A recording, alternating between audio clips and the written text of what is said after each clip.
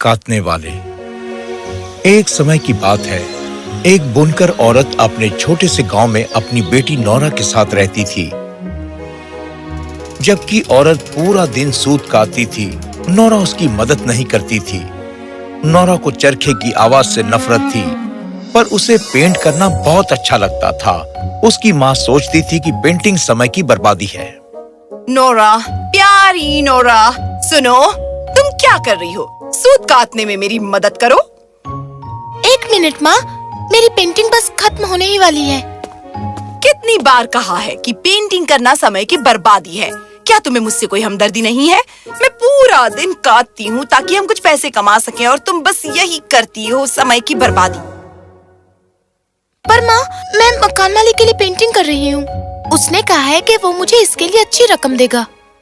छोड़ो ये सब। तुम कुछ अमीर लोगों को 1 या 2 पेंटिंग बेच सकोगी। हमारे राज्य में ऐसे कितने लोग हैं, पर हर एक को कपड़े की जरूरत है, तो बहुत से लोग हमसे कपड़े खरीदेंगे।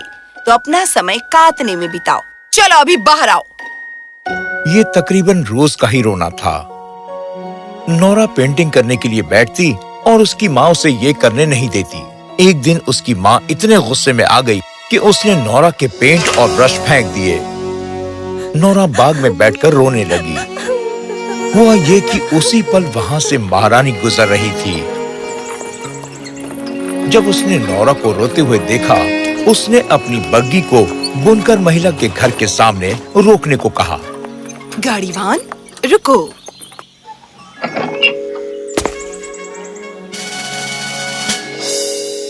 अब रोना बंद करो। क्या स्वयं महारानी पधारी है? शुभ दिन महारानी। शुभ दिन मोहतरमा। क्या ये तुम्हारी बेटी है? हाँ। शुभ दिन महारानी जी। शुभ दिन। तुम बहुत सुंदर हो। धन्यवाद महारानी जी। रो क्यों रही थी? क्या बात है? मैं क्या बताऊं महारानी साहिबा, मेरी बेटी बहुत मेहनती है। उसे कताई और बुनाई बहुत पसंद है। मैं उसे आराम करने को कहती हूँ, पर वो बिल्कुल नहीं सुनती। माँ, जब मैंने इसे आराम करने को मजबूर किया तो ये रोने लगी। मैं एक गरीब औरत हूँ महारानी साहिबा, मुझे इतना ज्यादा सूत कहाँ से मिलेगा ताकि वो दिल खोल कर काट सके, बताइए। मैं बहुत प्रभावित हुई ये देखकर कि मेरे राज्य में इतने मेहनती लोग हैं। तुम अपनी सुंदर बेटी को मेरे साथ क्यों नहीं भेज देती? मुझे चरखे की आवाज बहुत पसंद है और मेरे महल में जरूरत से ज्यादा सूत है। यदि वो 3 भरे कमरों का सूत काट देती है तो मैं उसकी शादी अपने सबसे बड़े बेटे से कराऊंगी। ये कितने सम्मान की बात होगी मुझ जैसी गरीब महिला के लिए महारानी साहिबा। धन्यवाद। पर माँ। ओ, तुम मेरे बारे में फिक्र मत करो मेरी प्यारी बेटी। मैं अभी इतनी बूढ़ी नहीं हुई हूँ। मैं खुद की देखभाल कर सकती हूँ। महल जाओ। आखिर स्वयं महारानी तुम्हें अपने साथ ले जाने को राजी हो गई है। जाओ जाओ। नौरा को रानी के साथ जाना पड़ा। शाही महल में रानी नौरा को उन 3 कमरों में ले गई जो बेहतरीन पटसन से भरे हुए थे, जो नौरा ने कभी नहीं देखे थे। रानी ने उससे कहा, आज आराम करो, पर जितना जल्दी हो सके तुम्हें ये सारे पटसन काटने होंगे। हाँ महारानी जी। नौरा घबरा गई इतने ढेर सारे पटसन को देखकर कि उसे सूझ नहीं रहा था कि वो क्या करे। उसने पूरा दिन बस पटसन के रेसों की तरफ देखते हुए बिताया। अगले दिन रानी सख्ते में आ गई कि कुछ भी नहीं किया गया था। ओह, ये क्या, तुमने अभी तक काटना शुरू नहीं किया नौरा? क्षमा करना महारानी साहिबा, पर मुझे अपने घर की बहुत याद आ रही है कि मैं बस खुद को काम में लगा ही नहीं सकी। मुझे क्षमा करना। ओह, मैं समझ सकती हूँ। फिक्र मत करो, अपना समय लो। महारानी चली गई, पर नौरा सचमुच चिंतित थी। उसने सचमुच कभी नहीं सीखा था कि इतने बढ़िया पटसन को कैसे काटते हैं, और उसे ऐसा करने से नफरत थी। वो रानी को ये सच्चाई बता देना चाहती थी कि उसे कताई कितनी नापसंद है, पर वो इस बात से चिंतित थी कि महारानी शायद उसकी माँ को झूठ बोलने के लिए सजा देगी। नौरा चिंता से इतनी बोझल हो गई कि वो रोने लगी।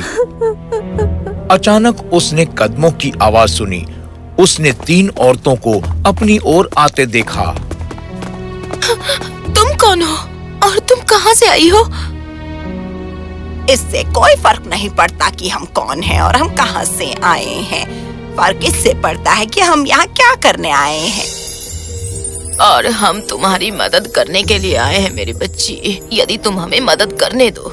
मेरी मदद? कैसे? हमें पता है कि तुम्हें कताई पसंद नहीं है, तो हम ये पूरी पतसंद तुम्हारे लिए काटेंगे, ठीक है? सच में?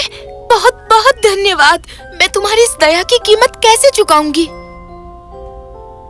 हमें बस एक चीज चाहिए। नहीं, वो हमें नहीं करने देगी। हम बहुत बदसूरत हैं। हम सोच भी क्या रहे हैं। चलो पतसंद काटें और चले यहाँ से। चलो। पर क्या बात है? तुम क्या चाहती हो? मुझे बताओ। यदि हम सारी पतसंद काट लें, तो क्या तुम हमें अपनी शादी पर बुलाने का वादा करोगी और शाही परिवार में कहोगी कि हम तुम्हारी मौसी हैं? बोलो। वो ऐसा नहीं करेगी। हमारी और देखो, हमारे इतने सूजे हुए अंगूठे हैं पाँवों के, ऐसी तिरछी नजरें जिन्हें दिखाई नहीं देता, और इतने भयानक बड़े बड़े होंठ। हमें कभी न्योता नहीं देगी, वो भी शाही परिवार के आगे तो बिल्कुल नहीं। हम बहुत बदसूरत हैं, तुमने सही कहा। बेशक मैं तुम्हें निमंत्रित करूंगी। और कौन कहता है कि तुम बदसूरत हो? तुम मेरी मदद कर रही हो मेरी जरूरत के समय में। ये संसार की सभी शारीरिक सुंदरता से ज्यादा मूल्यवान है। न केवल मैं तुम्हें निमंत्रित करूंगी, तुम हमारी मेज पर सबके सामने बैठोगी राजकुमार, और मेरे साथ हमारे साथ खाना खाओगी। तुम सचमुच ऐसा करोगी? क्या राजकुमार को गुस्सा नहीं आएगा? शायद वो तुमसे शादी करने से भी इनकार कर दे, यदि हम जैसी इतनी बदसूरत औरतें मेज पर तुम्हारे साथ बैठे। यदि राजकुमार इतना तुच्छ निकला कि वो अपनी होने वाली दुल्हन के प्रिय रिश्तेदारों की बेइज्जती करे, तो फिर मैं उससे शादी करने से इनकार कर दूंगी। पूरी जिंदगी हमारा मजाक उड़ाया गया है और हम बस तरसते रहे थे थोड़े से आदर के लिए अपनी पूरी मेहनत के बदले। धन्यवाद नोरा। अब देखना हम कैसे पूरे पटसन को सबसे महीन सूत में काट देंगे जो तुमने कभी न दिखा हो। तो 3 बुनकर औरतें चरखे पर काटते बैठ गई।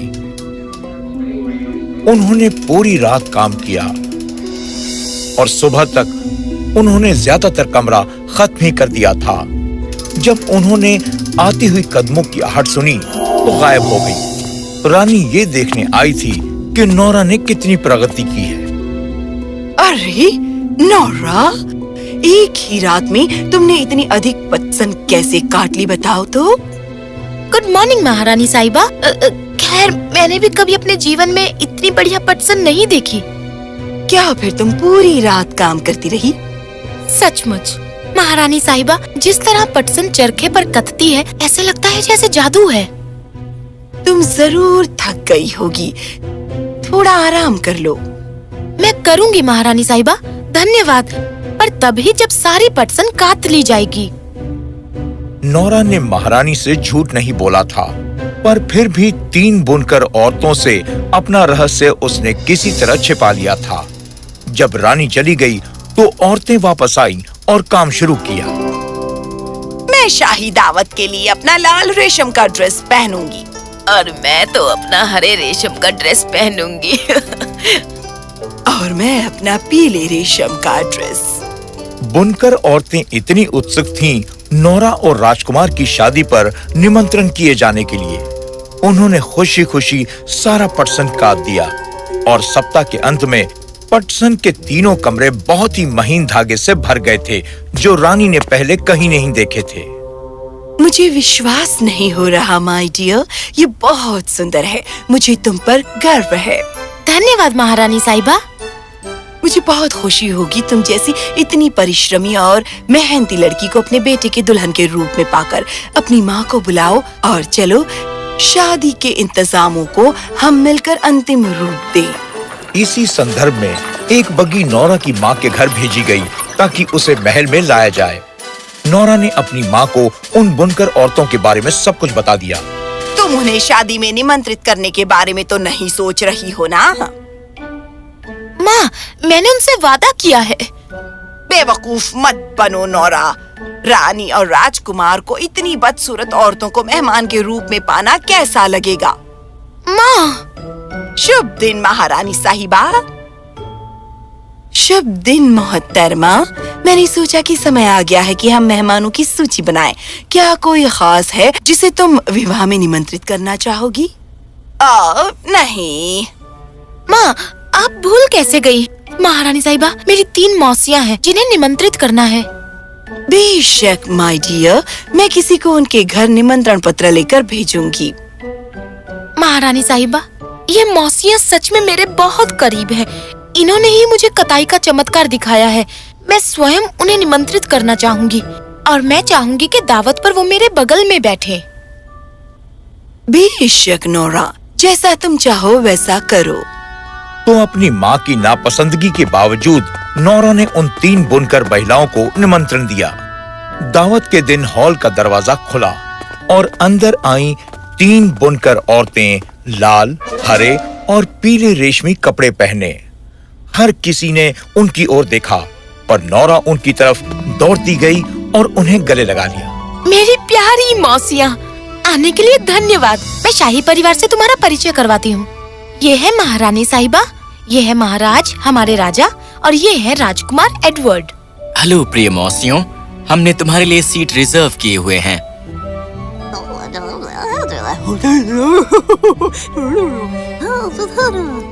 धन्यवाद। धन्यवाद।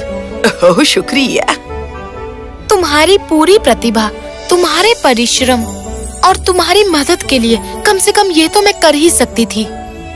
नोरा ने उन्हें मेज पर बिठाया और अन्य मेहमानों की अगवानी के लिए गई। उस समय राजकुमार एडवर्ड वहां पहुंचा उन बुनकर औरतों से बात करने के लिए। मुझे उम्मीद है कि आप इसका आनंद ले रही होंगी।